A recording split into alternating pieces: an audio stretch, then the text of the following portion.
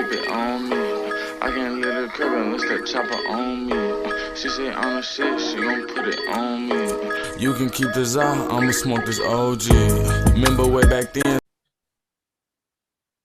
Freshsqueezed family, welcome back to another episode. And today we have a very special guest in the building. Actor, martial artist, filmmaker, among many other talents. My guy Jordan Cann, how you living, man? Oh, what's going on, Playboy? How you living, man? I'm all right, man. Just trying to get back in the swing of things now that we're coming out of the pandemic and everything like that. Sir. Definitely thanks for being here, taking this interview. And before we even get started into your story and everything like that, tell me how the pandemic has affected you, because now we're going back to normal life. You're an actor, so that's like kind of a big deal. Yeah. I mean, for the most part, being an actor or being a first person in the business, it really didn't throw me off. We a lot of us, are used to going long periods of time without jobs.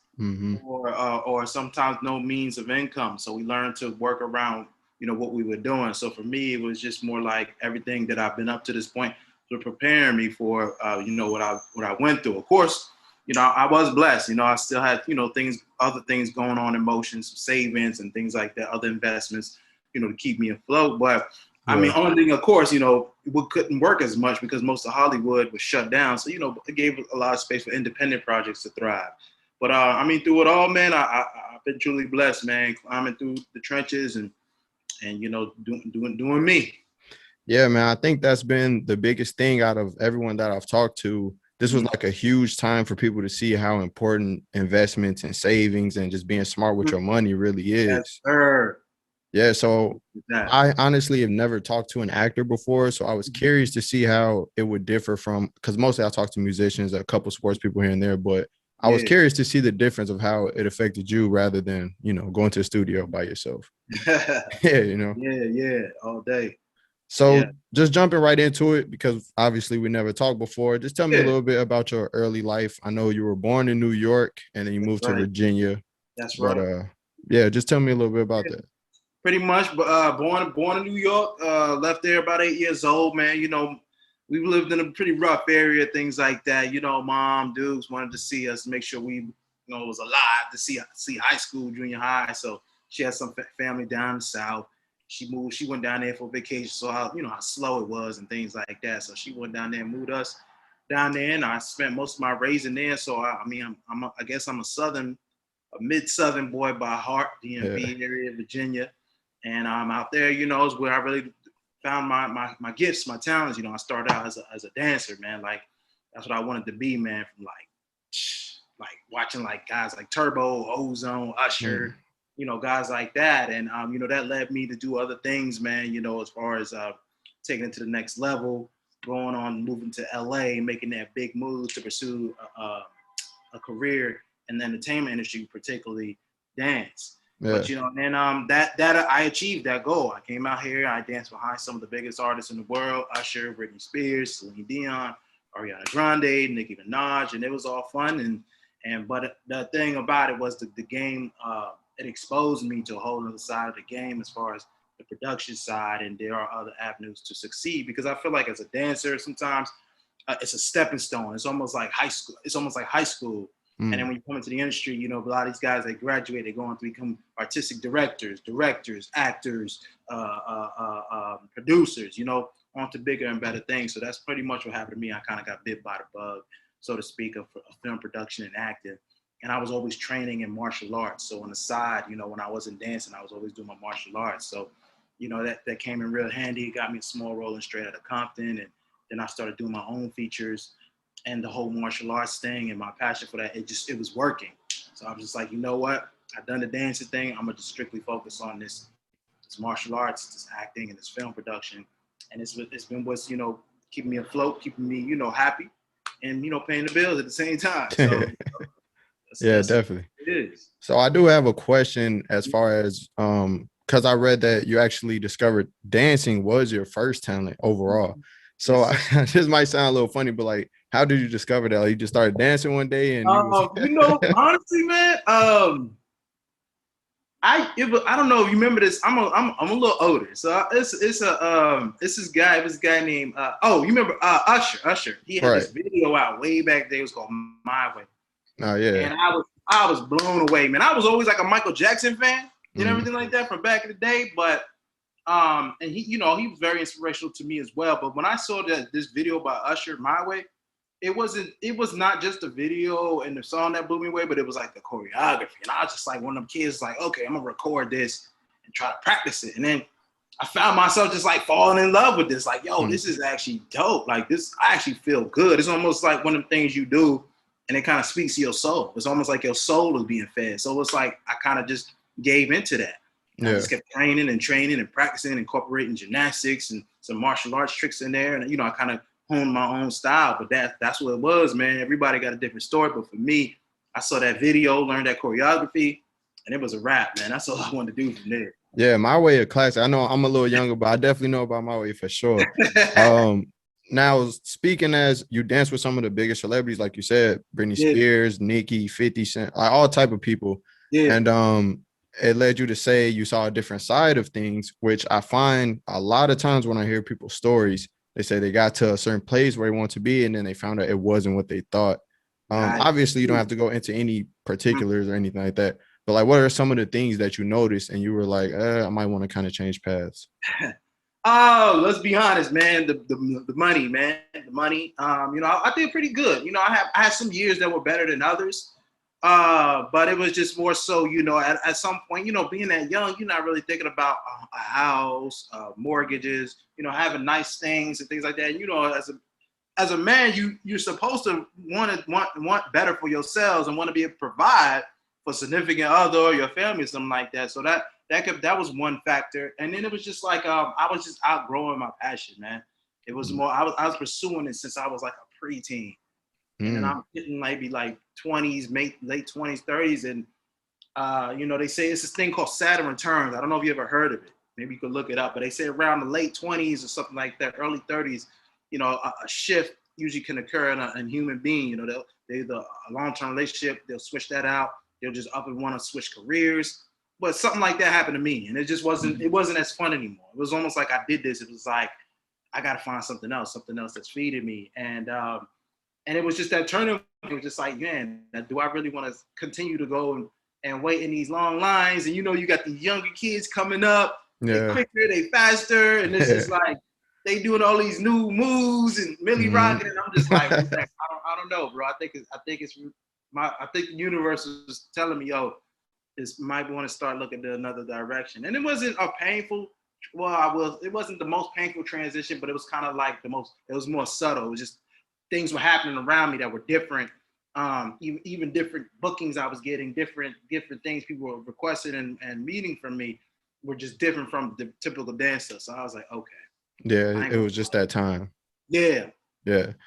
When you made that decision to go from Virginia to Hollywood, was that a tough decision for you, or were you kind of like, I was destined to do it, so I'm gonna just go? Nah, not at all, man. I wanted to go since I was in high school, man. Like, I think I had an epiphany type of moment. I had just went overseas. I was teaching and things like that overseas. And for me, that was like the biggest, that was like the pinnacle for my dance career. So I thought. And, being a boy from Virginia, going overseas and teaching and coming back. And then I'm scrolling down MTV and I'm seeing homies I used to dance with around the way doing commercials and stuff like that. I was like, whoa, like, this is real. Like homie left here, went out there, and I'm seeing this cat commercials. Another girl I used to dance with, who was on the phone. She was already out here, established, I guess, with her husband. And she said, what she said? She said 3 crazy words. She said, "You still there?" And it hit me like a ton of bricks. I was like, dang, she right. So I had to do what I had to do, man. At that time, I had a home. I had to sell that. That was a tough year for me that year, just sell that home and working. I was doing telemarketing just to save up enough bread to come out here to really make that move. And I got my little Honda Civic, drove like 3 or 4 days left. I would have got there sooner, but I got in an accident on the way and I was tempted to turn back around. My mom's like talked some sense. She was like, nah, you might keep going. You're almost there. So thank God for that. Thank moms for that. But Yeah, it was like that, man. It was that pinnacle moment. And then when I got out here, a whole new set of trials started happening. We can get into that maybe another time, but yeah,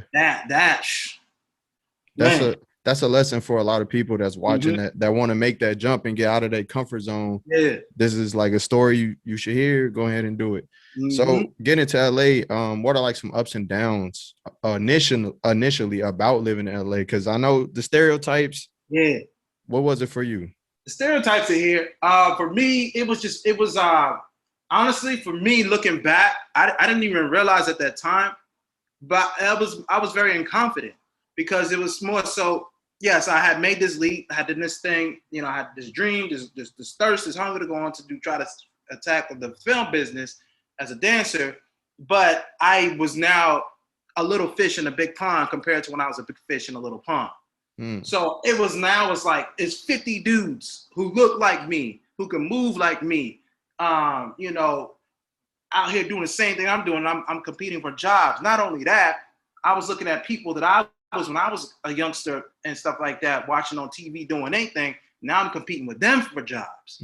So, you know, imagine how that can make me feel, you know what I mean? Especially being young and not really, you know, knowing what was ahead of me. But, you know, I stuck it out.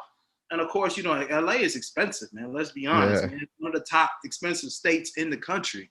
Coming from Virginia and then making that leap to LA, I was like, yeah, man, it's cool, man. You know, I'm gonna take my little $1,000. I'm gonna go out there. If I gotta sleep in the car, that's cool. And then when it wound up happening, it was like, oh, it's a completely different story. Because I had many nights I had to sleep in my car, trying to sleep in front of the police station to make sure if something did go down, I'd be safe.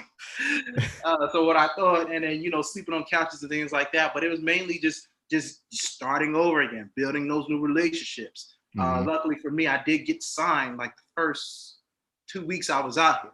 So after that, you know, and then once again, you know, every person thinks once they get signed, okay, I'm good, I'm on. No, bro. Now you got to wait for those. Now you got to get the casting directors got to get to know your face and things like that. So they trust you bringing you in. So that took about a year before I even started getting work.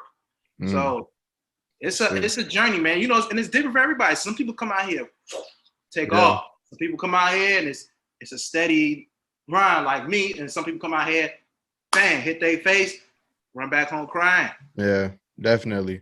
Yeah. How was it? How did you feel? Because you had a role in Straight Outta Compton, and that's such a like relevant movie, especially in like the hip hop community, especially in our culture.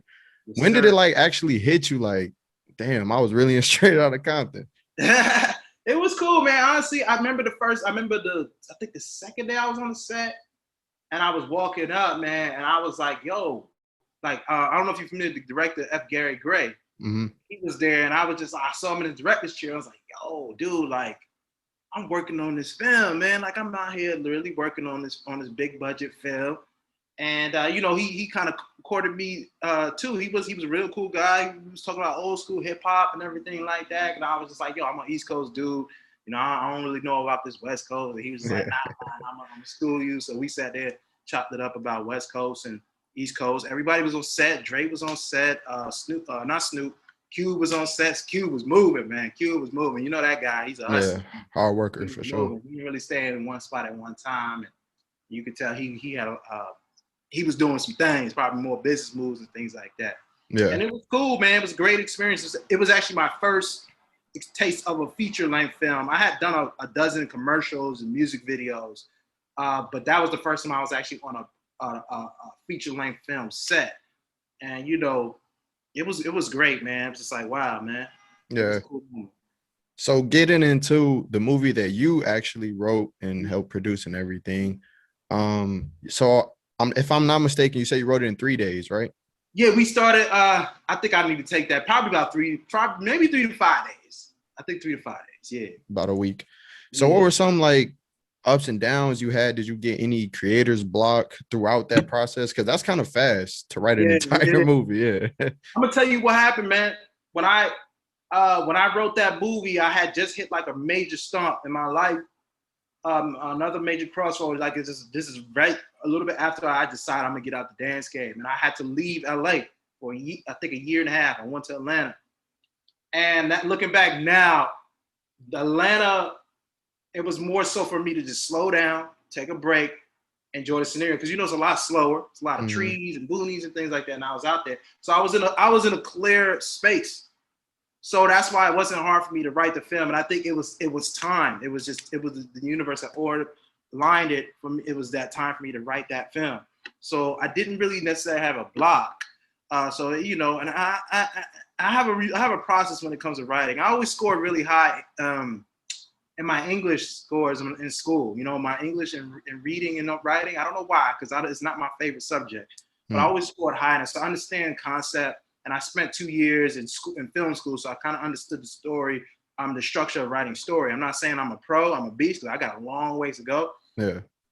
But I did write the story, and it was a great outline. Of course, I shared with my business partner, Aaron Patrick of JNS Film Productions, our production company. And we went back, we did a couple of rewrites. The executive producer, who was funding the film, he wanted a couple of rewrites and things like that. But I would say the base, the storyline, the whole foundation was completed in a week. And then after that, we did have to do a couple of changes and things like that. Yeah. And the movie went on, man. We got the movie done. That was hell to pay too, but we got it done. It's out there. And now we're in pre-production for the sequel. And we get a much bigger budget for that. Yeah. We get some bigger names attached. So it's a blessing, man. Yeah, I was actually watching one of your past interviews, and you was talking about just the whole process of getting it done, and you actually said editing took the longest part out of everything. So if someone asked you, you done already went through the process, the movie's already out, and by the way, it has a bunch of views on YouTube. When I was like research, it has like 1 million something views on it. So congrats on that for sure. Thank you, man. But what would you say was just the most difficult part about the entire process? Yeah, post-production, man. I mean, the production was tough. Once again, we did that in a week. If you're watching a young person, I know it sounds cool, but don't do a feature film in a week, man. I know it's been done. I know Tyler Perry is known for doing it, but Tyler Perry got a way bigger budget. So it's probably gonna be a little bit comfortable. But the production was a little tough. Working what we had with a shoestring budget, but the post-production it's always a little more longer than production, because you could spend 3 months in production, but you could spend 6 months a year in post-production, as far as, because there's so many elements you work with: sound, dialogue, sound effects, Foley, ADR, coloring, man, it's just so many elements. So that took a long time. And then on top of that, I had to take on this reign to edit this film, because once again, the budget was shoestring, and we didn't have enough money to outsource to get somebody else to do this. And what I was going through at that time didn't allow me the funding to hire somebody to do that. Right. So we had to go through a process. And then my boy is on the phone. He's making phone calls trying to see, hey man, somebody can throw us $5,000, $10,000, just to get us out the hole. But the post-production part was probably the most strenuous part, man. It took a piece of my soul, man. I will say that. So, yeah. But I learned, I leveled up, man, and that helped me later on too. So yeah, everything from your entire story is kind of like you learned something through this era of your life, and it helped you get to that next step for sure. Yeah, that's what everything does. That's just life, honestly, man. Life, man. Life, kid. Before we start to wrap this up, though, I do have to ask, because you've been in so many different situations, what's like the crazy story you have? Rather it's from music, dancing, movie, whatever it is. I would probably say maybe when we was filming the movie, we had we didn't. I think I told this story before. We didn't have our locations really scouted properly, and we were shooting in the hood. And it was more SA Mexican territory. Oh, okay. And in LA. Did not know. And in the scene, we were shooting like a gang scene. So we had some of the kids in colors. And I'm thinking, oh, this is 2000s. That's whole color thing. And so 90s, ain't worried about that. And next thing we know, we filming. One of our homeboys, he was like, yo, we gotta roll. We gotta go now. I was like, yo, what's he talking about, man? Next thing I know, this big old truck come around the corner, man. This big Mexican dude with a shotgun, clack, clack. It's like, yo, y'all shooting a movie? He was like, no. And everybody started haul and tail, right? Come chasing us down the hallway in his big old truck. I'm thinking, man, we about to get shot, bro. My homeboy fell. like it was like a movie, something to movie, man. You don't trip when you running from the bad guy, man. He trips and falls and everything like that. And one of the cast members, I don't know why he didn't run. Maybe he got shot. And a dude pulled up on him. He pulled up in the truck and then like just had this shotgun like right in his face, like, yo, y'all need to get up out of here. It's time to bounce. And I don't know who made the call, but basically we got rolled on by some gangbangers, man. And they was legit like essays, man, that did not, like, you in the wrong hood, homie. Like, you don't get out of here, we blasting. And that was a scary moment, man. You know what I'm saying? And I dropped my phone. It was an iPhone 7 at that time, and I was like, oh man, I gotta go back and get it. One of the guys picked it up, and we found, the little Find iPhone joint. Yeah. So I called him. I was like, yo, what's going on? Boom, boom, boom. And he's like, yeah, I got your phone. And he's like, you can come and get it. And I was like, nah, I ain't falling for the I was like, yo, can you meet me somewhere? He's like, nah, you gotta come here and get it. I was like, nah, you can have that phone. I ain't risking it, man. I'm out here shooting a movie. Ain't none of my boys packing. I can have a phone though. I'll get another phone. But I think that's one of the craziest memories that I can think of off the top of the head, man. Yeah, I've never been to LA, but I know it's serious. The politics serious out there for sure. Yeah, that's that guerrilla shooting for you, man. Just going out and filming stuff and not surveying the area, man. Don't do that, kids. So as we wrap this up, man, what is the future of JNS Film Productions? Obviously, you said you got the sequel coming for sure, but yeah. I'm about to drop a sci-fi pilot. I'm actually playing. It's the first time I'm actually playing like I'm taking on an accent. I'm playing this dude from Nigeria. I kind of wrote the role in tribute to Chadwick Boseman. So, if you're into sci-fi, Avatar, Hunger Games, things like that, you're probably gonna like something like this. My boy, he's also writing a documentary. I wouldn't say a documentary, but more of a coming of age story about 4 tomboy girls. So think of like the Goonies meets Poltergeist, but he's using young girls, and he's writing it with another young writer. I forgot her name, forgive me, but they're coming with that. So it's gonna be a really nice dramatic piece, coming of age piece. And then I'm shooting down in Atlanta next month. I'm actually playing my first villain role, which is gonna be so fun, man. I'm tapping into like my inner Nino Brown, inner Killmonger, to really become this crazy, dark, memorable character. At least that's what I'm training for to get it there. So we're gonna take it there. And it's a martial arts based film. So not only bringing the acting, but I'm bringing them chops too. So it's gonna be lit, man. Got a lot of things coming. We're working on, I don't know if I should say this. We're working on getting on in Black Panther 2. So we'll say that. We're working on getting on in Black Panther 2. So I'm out there in Atlanta. Got a couple of people I'm talking to. So I'm crossing my fingers for that. Yeah, definitely. Hopefully things will fall in my favor for that. So we'll see what happens, man. Well, Jordan, I want to say thank you again, man, for coming to Freshsqueezed. Actually, this is my first time doing a Zoom interview. I kind of like it. Yeah. Okay. Yeah, I kind of like it a little bit. I was on the fence for the longest, but I'm like, I gotta give it a try eventually. Yeah, but okay. Because I was like, he when you asked me audio, I was like, I assumed it was Zoom because I always was doing Zoom. So I was like, okay, got you. Well, I appreciate you having me, brother. Thank you for the time for talking to me, man. I love sharing my stories, so thank you. No doubt, definitely. And good luck on everything coming up in the future. Hopefully you get that Black Panther 2 role, and we may chop it up again in the future.